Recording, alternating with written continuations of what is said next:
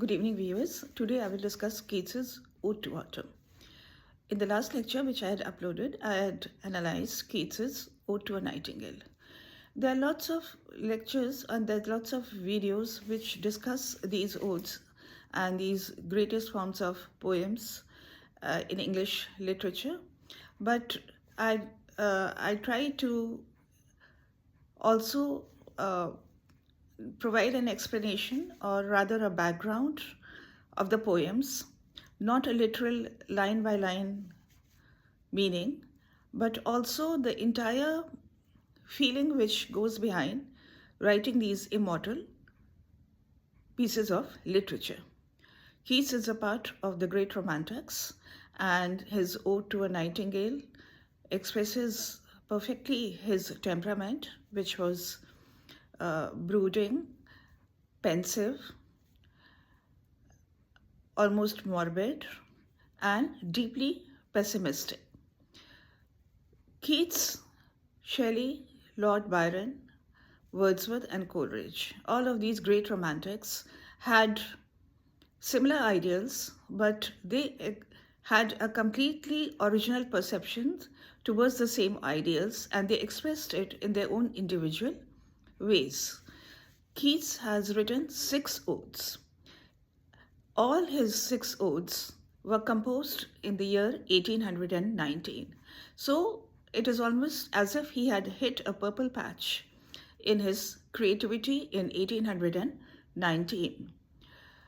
Keats's Ode to Autumn is his shortest ode, and as the name is very evocative, it is addressed to the season of autumn. The season of autumn is that time of the year when the year is drawing to a close and winter is approaching. In the English consciousness, in the Western consciousness, the sharply demarcated 4 seasons of the year, that is spring, summer, autumn, and winter, they are evocative of the different stages of life, and almost all the poets have, those who are dealing with nature, almost all the poets, the English poets who have turned to nature to express an idea or their ideas, have used the different seasons to express different emotions. We all know Shakespeare's famous sonnet, "Shall I compare thee to a summer's day?" And Keats, his Ode to Autumn, celebrates the mellow, the mature season as a perfect time of the year. Not all poets have written about autumn. Another great Romantic talks about this same season, the season of autumn, when the leaves are falling and the year is coming to an end, approaching the coming winter. He has written his Ode to the West Wind. But both, like I said, these Romantics, they have the same ideals, they have the same inspiration, the same ideas to inspire them, but they all look at the same things with their own completely individual viewpoints. So Shelley's Ode to the West Wind, describes the sound and the fury and the energy and the force of the gale which springs during the season, which comes to sort of cleanse the nature and prepare it for winter, while Keats's Ode to Autumn is an ode which describes the loveliness of the season and how after summer is nearly over, nature changes its hues and a different kind of beauty comes over nature. It is like that time of one's life when one is mellower, one is softer, the shadows are creeping up, and it is a time when their mood is not youthful, but more mature. So, spring and summer are celebrated for the youth and the promise. Autumn is the season when that promise has been fulfilled. This is the idea. It is a time of mellowness, of maturity, of stateliness, of a pensive mood, when, like I said, the promise of spring and summer have been fulfilled, and one can rest and savor the moments. This ode has only 3 stanzas. It moves in a very graceful and a very stately manner. It is not hurried. In Ode to a Nightingale, we had seen that the movement or the mood changed rapidly from deep despair to a gradual awakening, from almost a womb-like existence to a sense of reliving the joys of summer and intoxication and sensuality and sensations and sounds, the Song of Nightingale, leading to a rediscovery of a beautiful world which was almost unreal in semi-darkness, the poet groping his way and only conscious of the fragrance and the texture of flowers and the uh, smell and the scent of the flowers and the wine, and then almost a fairy tale-like world. Now, in this ode to autumn, the natural world is present, but it is presented through the poet's eyes as almost a magical time. This poem moves in a stately manner. The rhyme scheme is also complicated. It is not straightforward.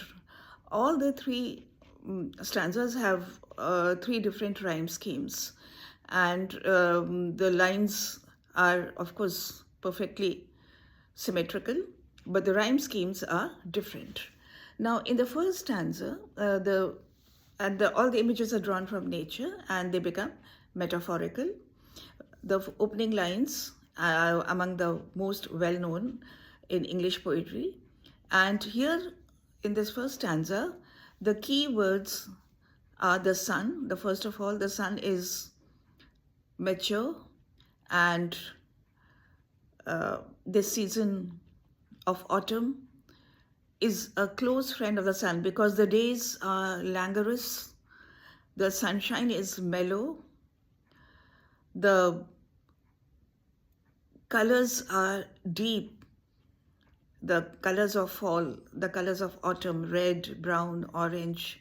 These are colors which the leaves change into before they fall. So it is not the fresh green of spring and summer, but it is the deep golden time of the year when even the sunlight seems golden. And the key words in this first stanza are the sun, maturing, load and bless, ripen to the core, swell the god, plump, sweet kernel, and the last 2 lines in particular.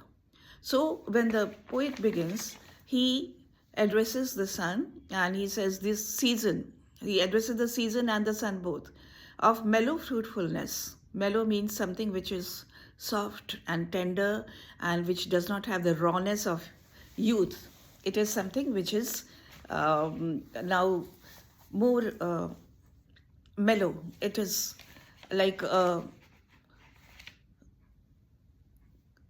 very mature moment. It is the golden sunshine and the soft sunlight, the mature sunlight, and then, of course, the ripening of everything, the fruits, the flowers, the corn in the field, there is a sense of being replete. There is a sense of fullness. There is a sense of fertility,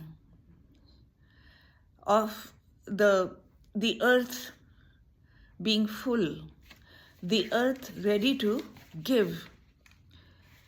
Everything is ripened to perfection. The sun has loaded the vines, the fruits, the flowers with juice. It has ripened to that moment when it is full. It is there's a sense of being replete, a richness, and the kernel, the sweet kernel is plump, the gourd is ripened, the sun and the landscape is full and mature. It is the use of words load and bless, and ripeness to the core. Again, a very sensual image, the use of very sensual words. Sensuality here in the sense, or it gives a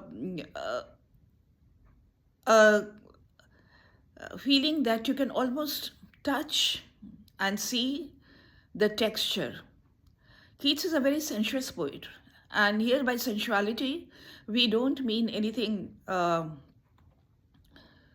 obscene or vulgar, because that refinement, which was because of his great genius, places that sensuality in that context of nature with so many different shades, so many different layers. It gives you a feeling of richness, of being overwhelmed. And Keats' sensuality, his ability to evoke the sound and the smell and the touch, is one of the greatest characteristics of his poetry. That sensuality is a part of his poetry. The last the last two lines on which this stanza ends are, "Until they think warm days will never cease, for summer hath o'erbrimmed their clammy cells." And the bees are still buzzing over the flowers which are laden with juice, which are laden with nectar. And that humming of the bees, which has been continuing till summer, now it is time for them to, put that, their honeycombs are also full. They have sucked on the juice of the flowers all summer long. And as the warm days continue, because it is not cold yet, that warmth of summer is still lingering everywhere, in the sun, in the sunlight, in the sunshine, in the greenery of the grass, in the golden colors of the leaves, in the fruits which are laden with their own weight, the fruit trees which are almost bending to the ground, and the life or the throbbing life which is present everywhere, in everything. You remember Chaucer and his prologue to Canterbury Tales, where he also begins with talking about the season. And of course, that season is April and spring and the newly awakened year after the long winter months.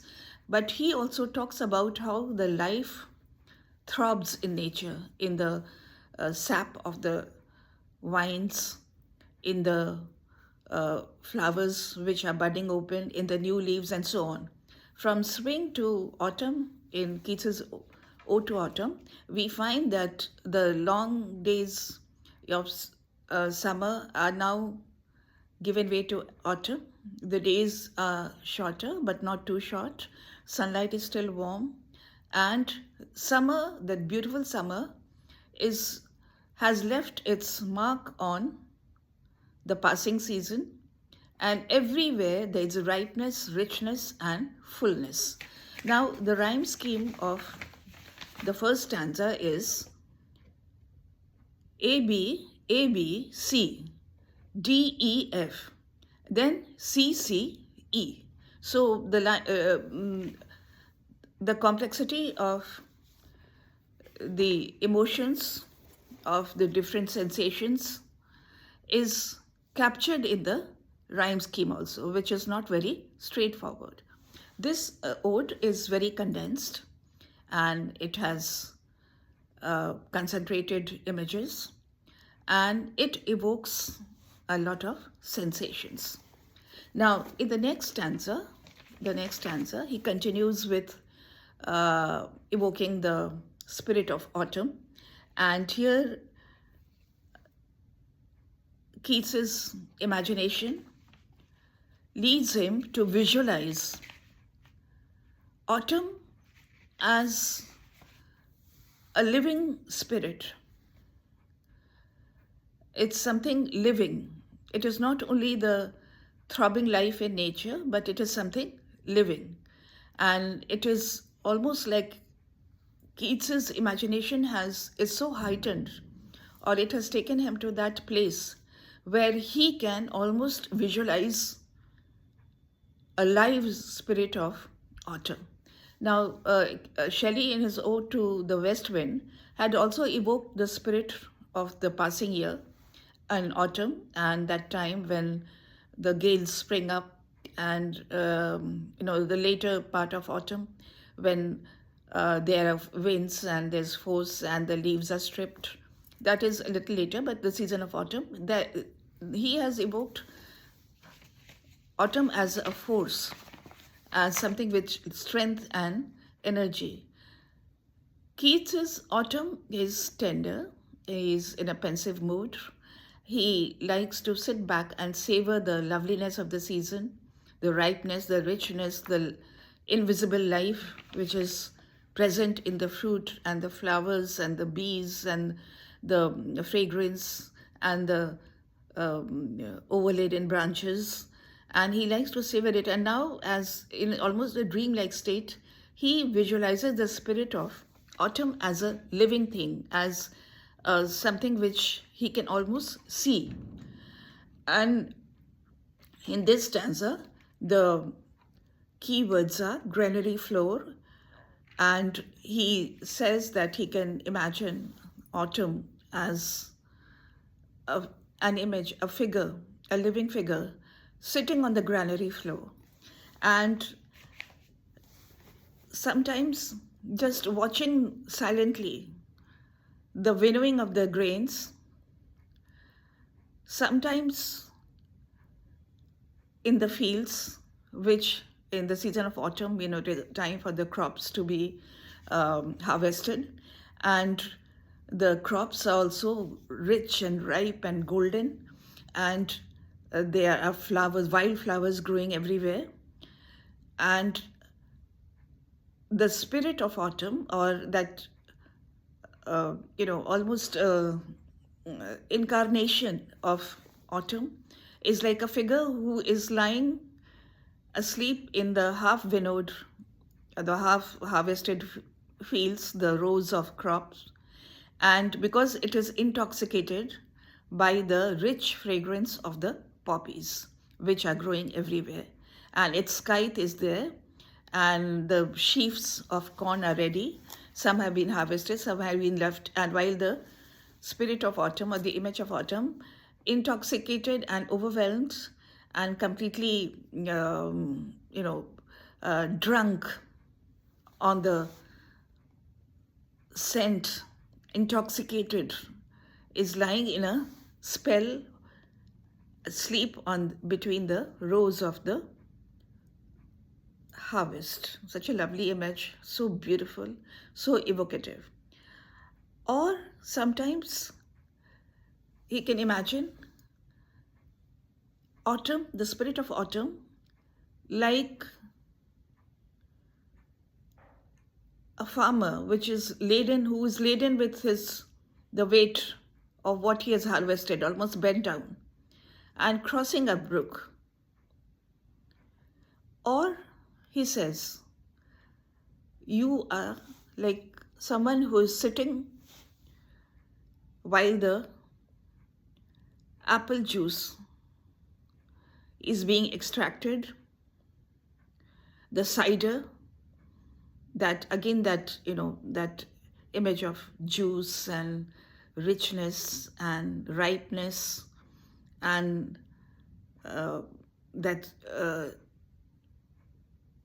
those uh, overwhelming of the senses. So as the apples are squeezed into juice, you just sit and watch, not getting tired, but just sitting there and watching it. So in the second stanza, Keats the poet visualizes the spirit of autumn as a living being, as an incarnation, as it is moving around. He can visualize it in different forms. And he says, "Who hath not seen thee oft amidst thy store? Sometimes whoever seeks abroad may find." And someone with, of course, his imagination and his vision, he says, "You can be found sitting on the granary floor while the grains are being winnowed." That is how the grains are taken out. It is a long and a very time-taking process, but it is also very soothing. The grains are taken out and the winnows, and there's a soft murmur and there's a soft sound. So you sit there and watch the again the like I said, the promise of summer being fulfilled, or you are intoxicated, overwhelmed, the senses are drunk with the scent of poppies, and you lie there asleep, unaware and oblivious to everything, while the sheaves of corn wait for your scythe. Scythe is what is used to cut down. And then the poet imagines autumn to be a kind of a farmer or laborer walking, crossing the brook, laden down with his harvest. Again, that image of fullness. Or in the last part of the stanza, the poet visualizes uh,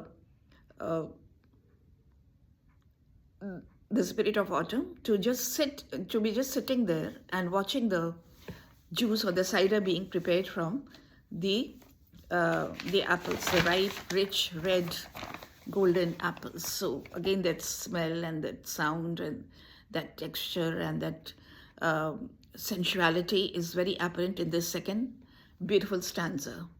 Here, the second stanza, again the rhyme scheme is different, though the lines are very symmetrical. A, B, A, B, C, D, E, F, D, E, E, F. This is the rhyme scheme of this second stanza. Now, the third stanza, like I said, this ode is only in 3 stanzas. So the third stanza, the poet again expresses a beautiful thought. This ode is as beautiful as the season to which Keats has dedicated it. And like I said, there are other poems, which there's another very famous poem on autumn, but they express different ideas. And Shelley, in his usual,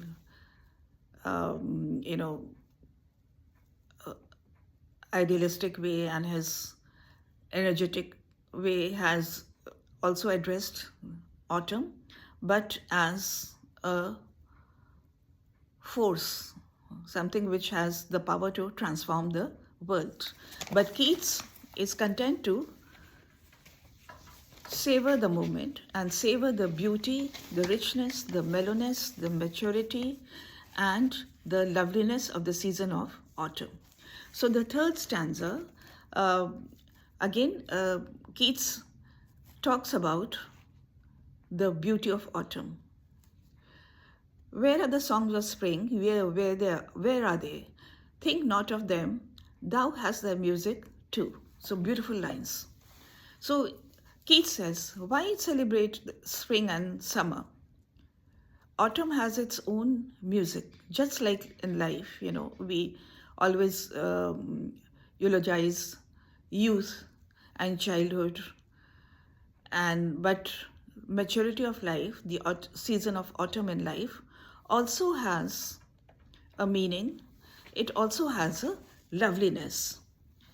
And in this stanza, Keats devotes himself only to describing the scenes and the sights, and as he says, thou has that music too. So what is the music of autumn? What is the music? What is the song of autumn? What is the melody of autumn? So the key words here in the stanza are rosy hue, wailful gnats, not bees. Gnats are those,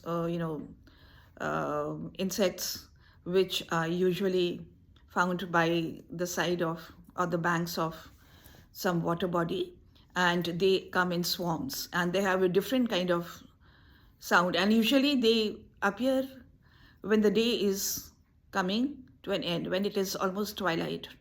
So autumn is also the twilight of the year, and autumn is, if we make it a symbol of life, that is also the coming end, the twilight of the years. But why not celebrate this moment? Why not celebrate this time also? Because it is also full of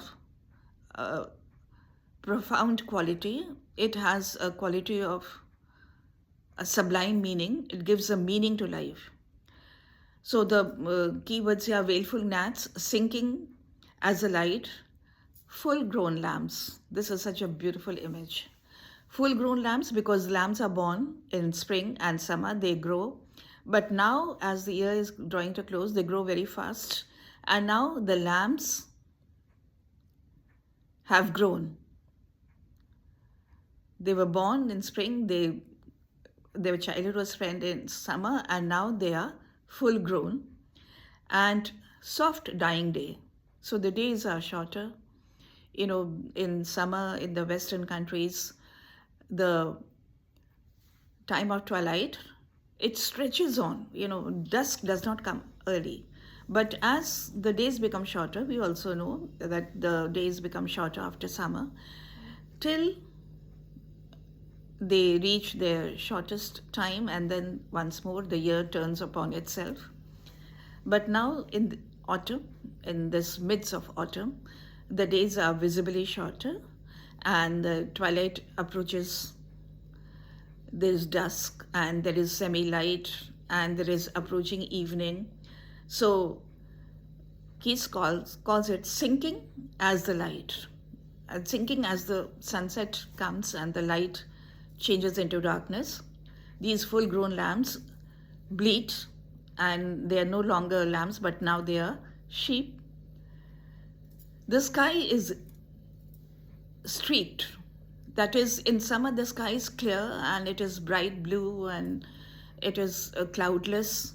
But now, because it's autumn, the days are shorter, the sky is ribbed with clouds, because soon it will be rain and thunderstorm, like Shelley has said in his Ode to the West Wind. So the sky is ribbed and streaked with clouds. The sound of the gnats is heralding the soft dying day. Again, these words are from the poem. And the redbreast, that is the robin. Robin is a bird which appears in winter. It has, just like we have our koel, which announces the coming of spring and summer. Similarly, swallows and these birds, robin, where most of the birds in the Western countries, in the cold countries, they migrate, but these birds stay there. Swallows also migrate, but robin, the redbreast, and among the snowy terrain and among the snow, it shines out with its red color. It's called the redbreast also because its breast is red. So the robin has already started tweeting from some garden croft, that is some rooftop or some side of some cottage. And in the sky, the swallows fly swiftly. They fly swiftly because they are going back to nest somewhere, and they are already on their way to some warmer climate.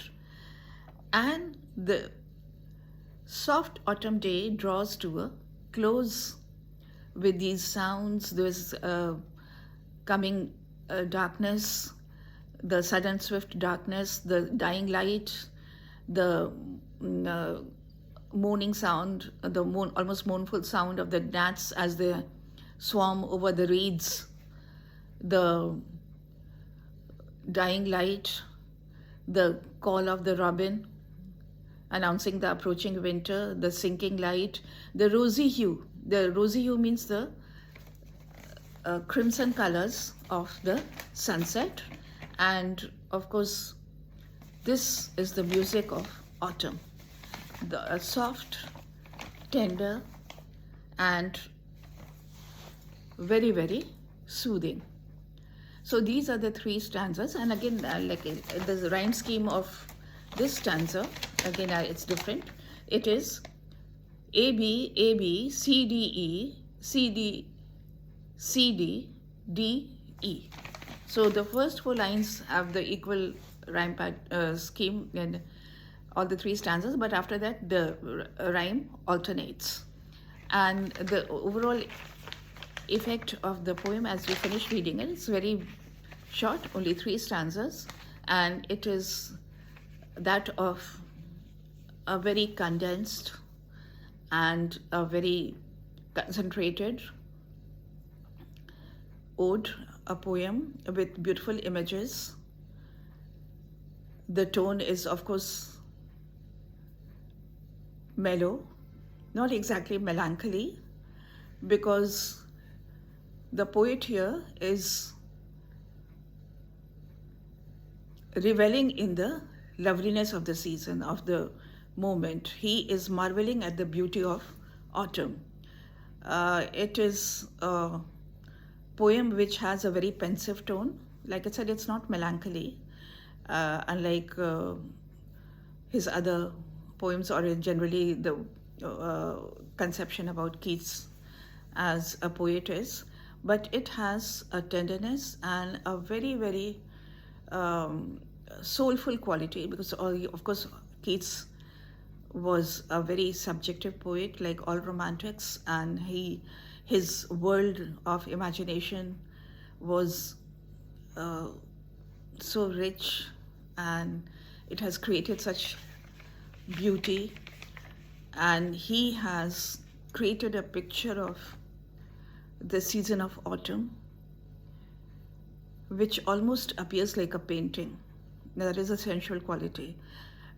Through him, we can also visualize the loveliness of the images which he has created, the scenes which he has evoked. Like I said, there are very few poems which celebrate this season of autumn. One is, of course, his great contemporary Shelley, who has a different vision in his ode.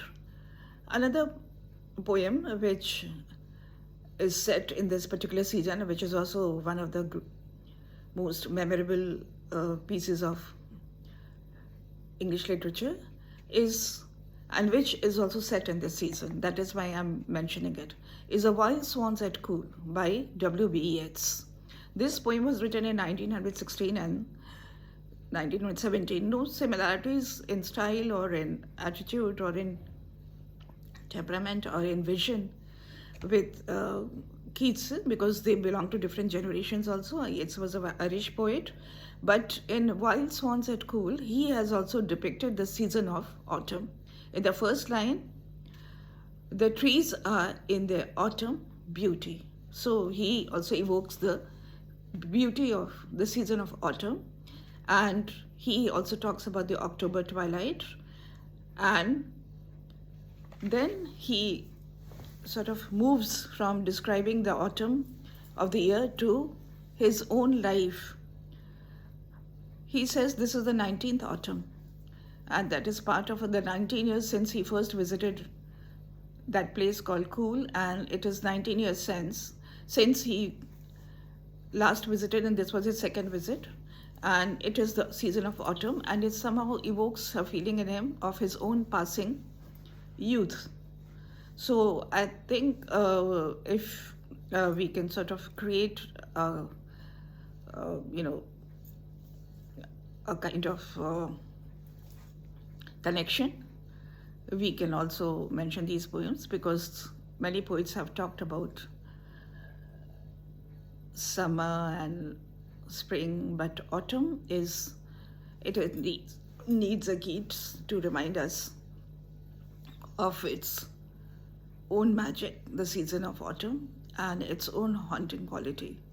So, like I said, the not a literal, not apart from a literal meaning, there is also we should also have an idea of the feelings or the particular ambience of any great piece of literature. Like I said, I've seen many videos where there's a literal translation of each line without really evoking the passion and the sentiment behind the poem. So I will discuss other odes and by the Romantics. I will discuss Shelley's Ode to Autumn. I have already Shelley. Sorry, I will discuss Shelley's Ode to the West Wind, and please uh, like and subscribe and watch my channel Literati. Thank you.